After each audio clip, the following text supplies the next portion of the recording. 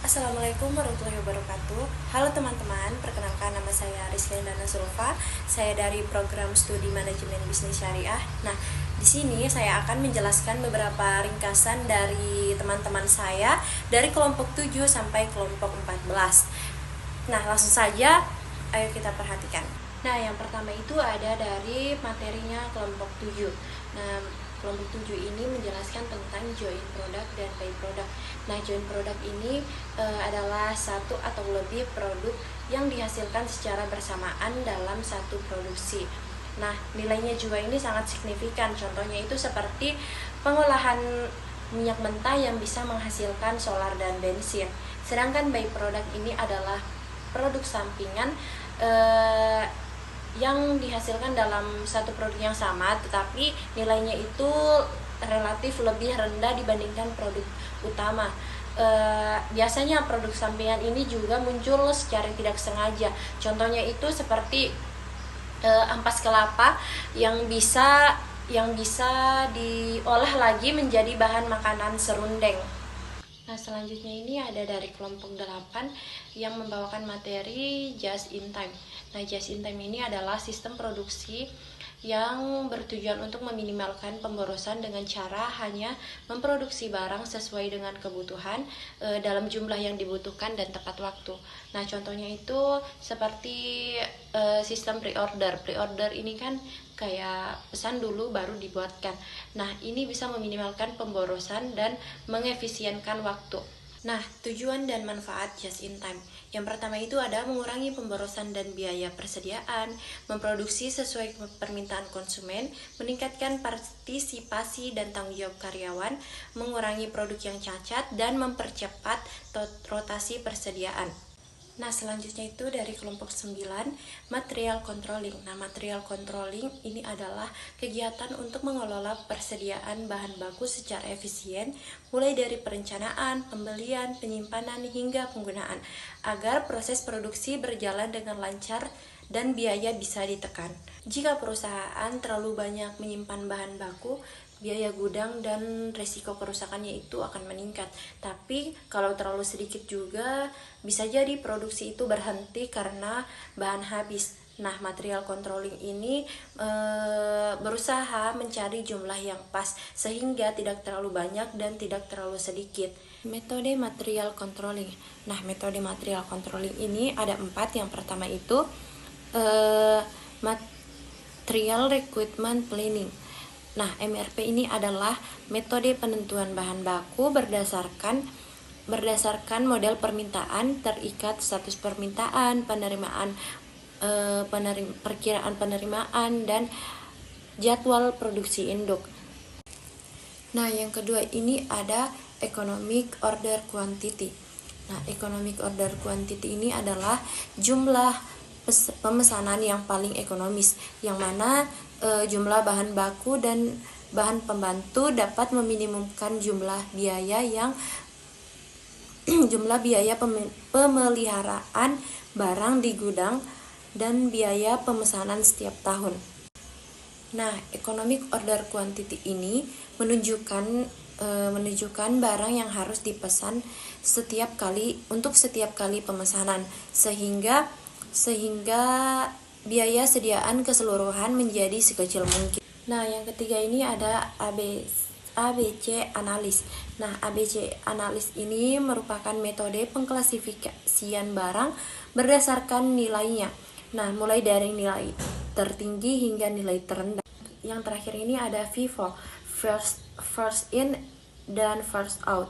Nah, metode FIFO ini bisa juga disebut sebagai metode masuk pertama, keluar pertama. Metode FIFO ini adalah metode penentuan nilai persediaan akhir yang didasarkan pada anggapan bahwa barang yang pertama dibeli itu adalah barang yang pertama dijual. Nah, selanjutnya ini ada dari kelompok 10, labor controlling. Nah, labor controlling ini adalah proses pengawasan dan pengelolaan tenaga kerja agar digunakan secara efisien dan efektif dalam mencapai tujuan organisasi. Contohnya itu seperti di pabrik garmen. Nah, seorang manajer Seorang manajer produksi memantau kinerja penjahit berdasarkan jumlah pakaian yang dijahit perharinya. Nah, penerapan labor controllingnya itu bisa berupa memberikan target harian kepada setiap karyawan, menghitung produktivitas dengan rasio output dan input. Nah, memberikan insentif bagi pekerja yang melebihi target. Nah, labor controlling juga ini membantu perusahaan dalam merencanakan kebutuhan tenaga kerja, menyusun anggaran gaji, dan mengendalikan biaya produksi secara keseluruhan. Nah, selanjutnya itu ada dari kelompok 11, Factory Overhead Controlling. Nah, Factory Overhead Controlling ini adalah proses pengendalian dan pengelolaan biaya overhead pabrik, yaitu semua biaya produksi selain bahan baku langsung dan tidak langsung. Biaya overhead pabrik ini mencakup biaya-biaya seperti listrik, air, perawatan mesin, gaji, asuransi pabrik, dan lain-lain yang tidak bisa ditelusuri langsung ke pabrik tertentu, tetapi tetap diperlukan dalam proses produksi. Nah, metode penentuan tarif BOP. Nah, metode penentuan tarif BOP ini ada 3. Yang pertama itu plan weight rate atau tarif tunggal. Tarif tunggal pabrik adalah metode yang menggunakan satu tarif biaya overhead pabrik untuk membebankan biaya overhead ke produk dari awal hingga akhir proses produksi. Nah, yang kedua ini ada departmental rate atau tarif berbeda per departemen. Perusahaan menetapkan tarif biaya overhead pabrik untuk setiap tahapan atau departemen produksi yang ada di perusahaan. Nah, departmental rate ini adalah pembagian pabrik ke dalam bagian-bagian yang disebutkan departemen atau pusat biaya atau cost center, ke dalam mana biaya overhead pabrik akan dibebankan.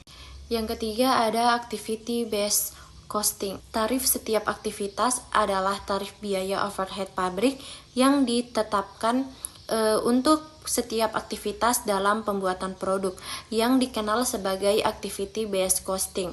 Dalam metode ini biaya overhead dialokasikan melalui prosedur 2 tahap, di mana biaya pertama-tama ditelusuri ke aktivitas. Yang selanjutnya itu ada materi dari kelompok 12, departementalisasi biaya overhead pabrik. Departementalisasi BOP adalah proses membagi pabrik menjadi beberapa bagian atau departemen agar biaya tidak langsung seperti listrik, gaji mandor, dan perawatan mesin bisa dibebankan secara adil ke setiap bagian produksi yang menggunakannya. Contohnya itu kan di sekolah itu ada ruang kelas, ruang guru, perpustakaan, dan kantin.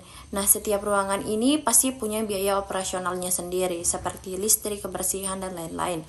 Nah, kalau sekolah hanya menghitung satu biaya untuk semuanya, maka itu akan tidak adil, karena mungkin ruang kelas lebih sering dipakai daripada kantin.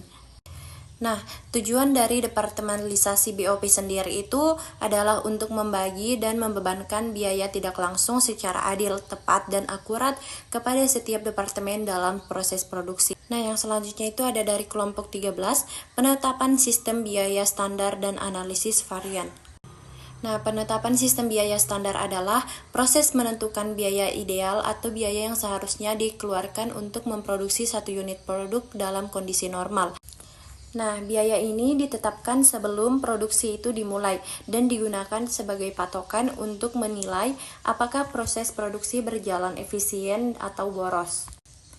Nah, apa sih itu analisis varian?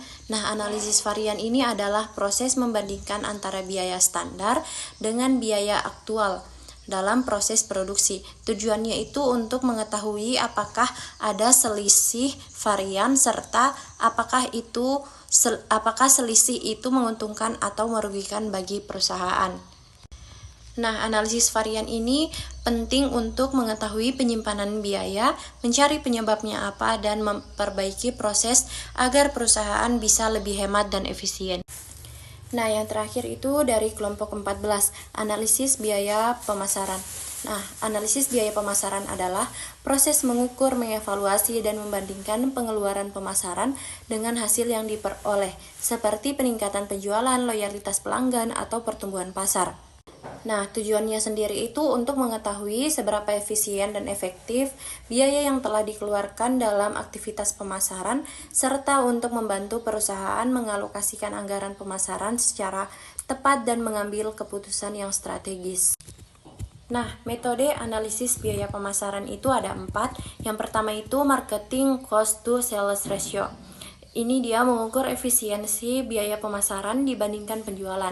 Nah, yang kedua itu ada ROMI, Return on Marketing Investment, mengukur laba atas biaya pemasaran yang dikeluarkan.